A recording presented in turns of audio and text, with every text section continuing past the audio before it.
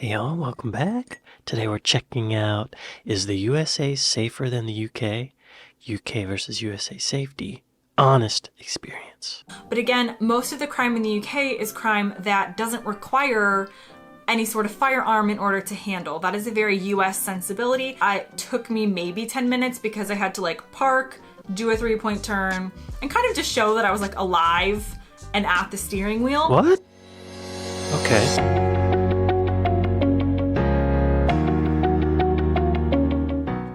Yo, I cannot imagine the UK being less safe than the USA.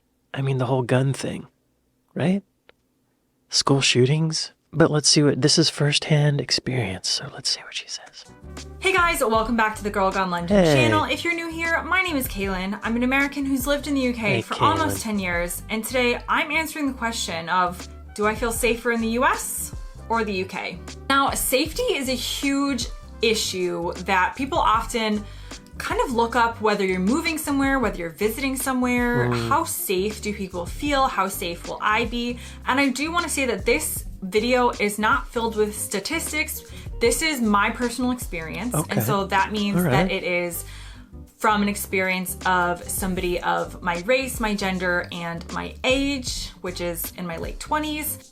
If you have different experiences, definitely comment below and let me know. I can only compare what I have experienced, which is again why I'm not trying to claim that this is a video about everybody's experiences of safety in either country. These are just more categories that I feel I can talk about and whether it makes me feel safe or not. Okay, if she's not gonna fill in statistics, I'm gonna do it. Let's just look up Nation Master. International homicide rate. United Kingdom 1.17, United States 4.7, 4 times more than the United Kingdom. Murder rate 722 in the UK, 12,996 in the USA. 18 times more than the United Kingdom. Murders per million people. The UK 11.6, the United States 42, 4 times more. Yeah. So there's the stats. But let's see what Kaylin says.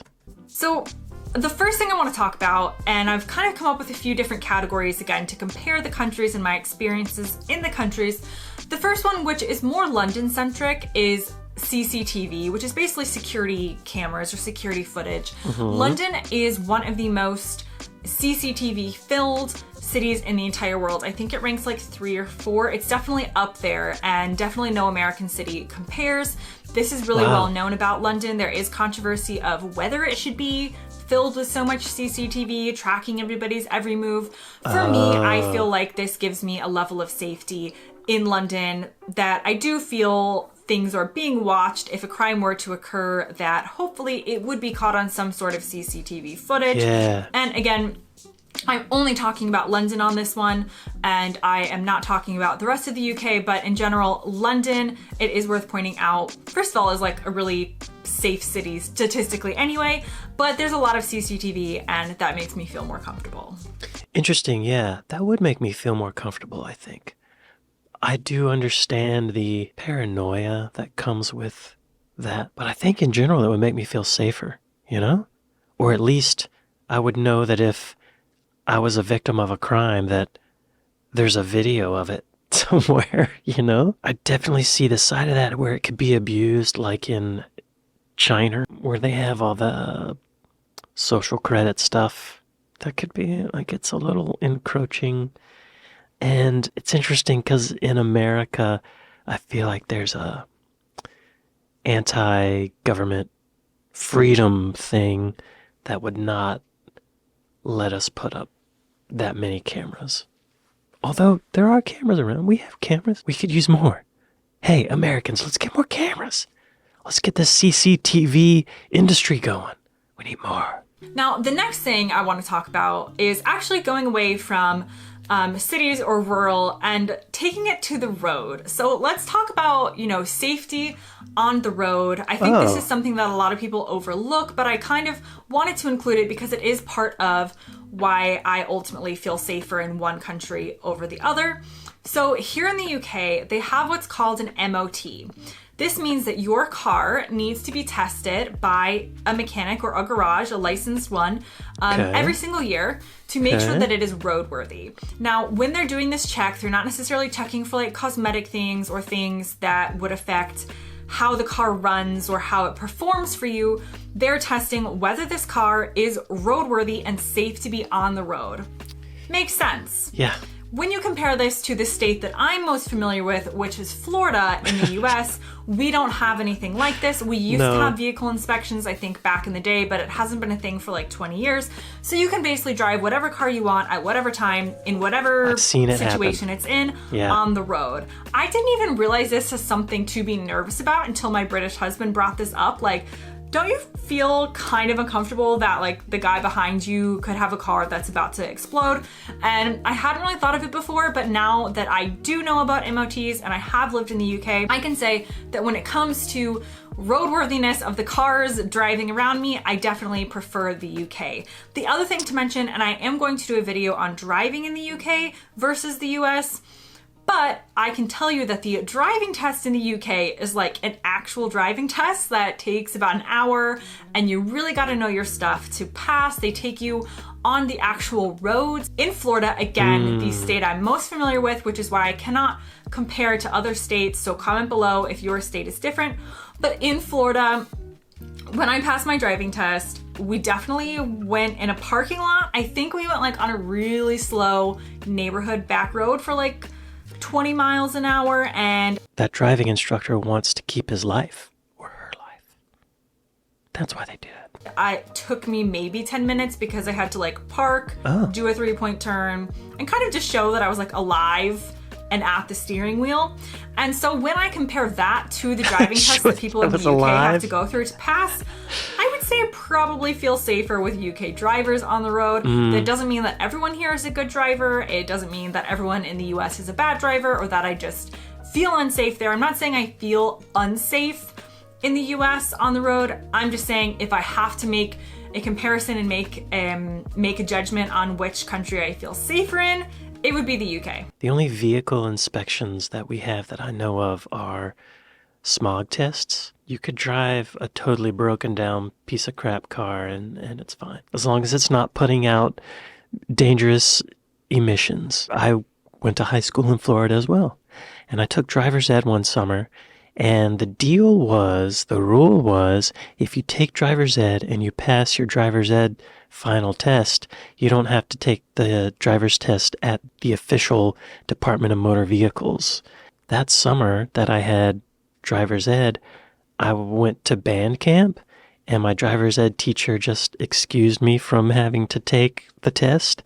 So I passed, and I got my driver's license without having to take the test, y'all. Don't tell anybody. I'm one of those illegal drivers, but shh. There's a Phenomena is plural. Phenomenon. Yeah. There's a phenomenon happening in America where people will take over an intersection and do donuts in their car, and people get hurt. Look at this.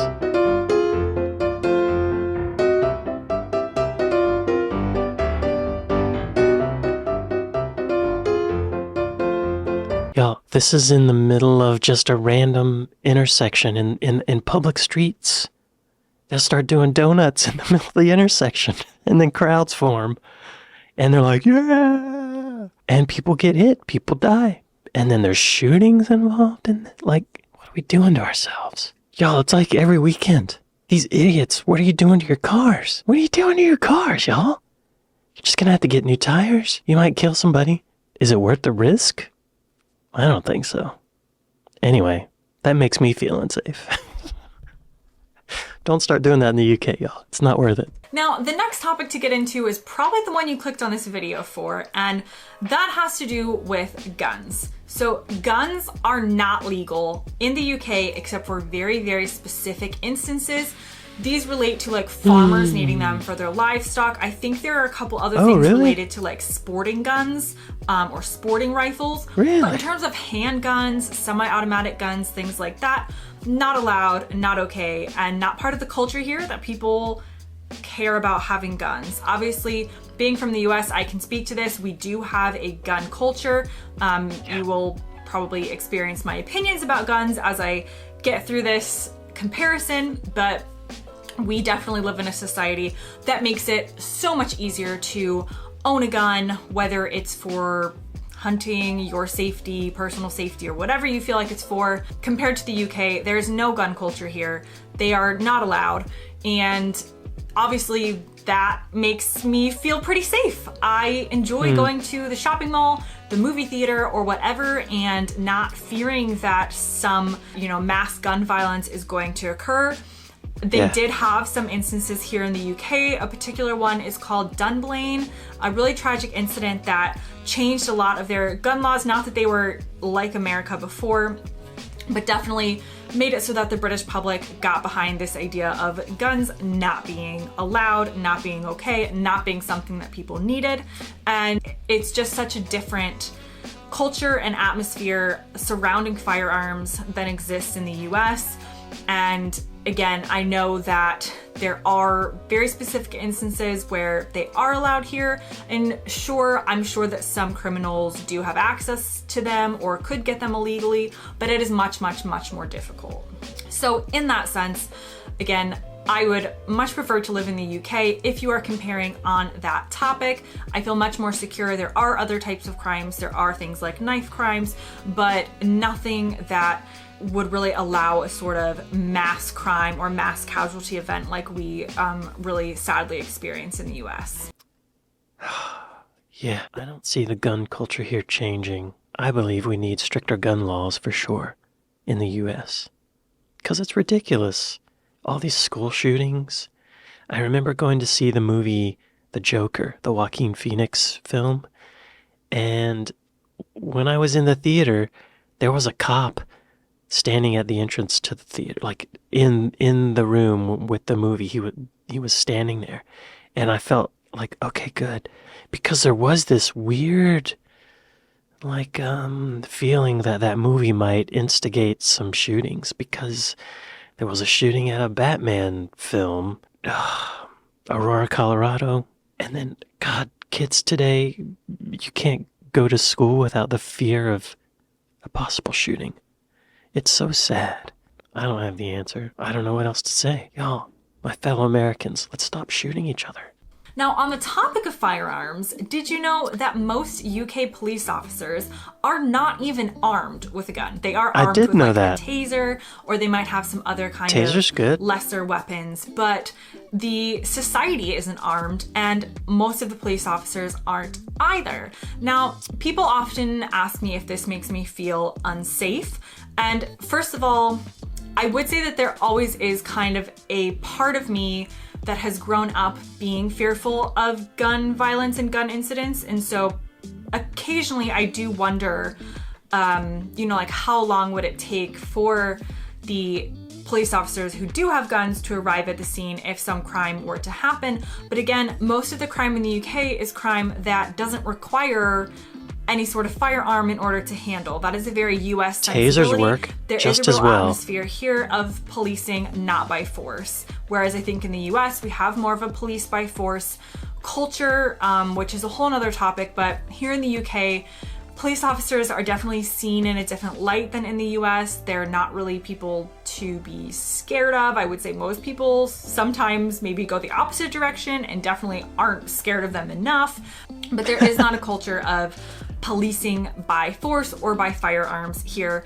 I did mention, and I do want to point out, that some police officers, and I don't know, comment below if you can tell me like which ones are specifically licensed or if they're called something different, but some police officers and some units are licensed to use firearms and do carry them in the UK. So it's not that like no police officer has access to one. It's just that the ones that you'll usually pass like walking down the street probably don't. But there are armed police officers, and often I see them at train stations and in other crowded areas, which always makes me feel a bit safer. They can be called into an incident, like I said. But if you're a Brit, comment below, let me know more on that. Like I said, this is a video of my personal experiences, not a deep dive into the safety or statistics of both places.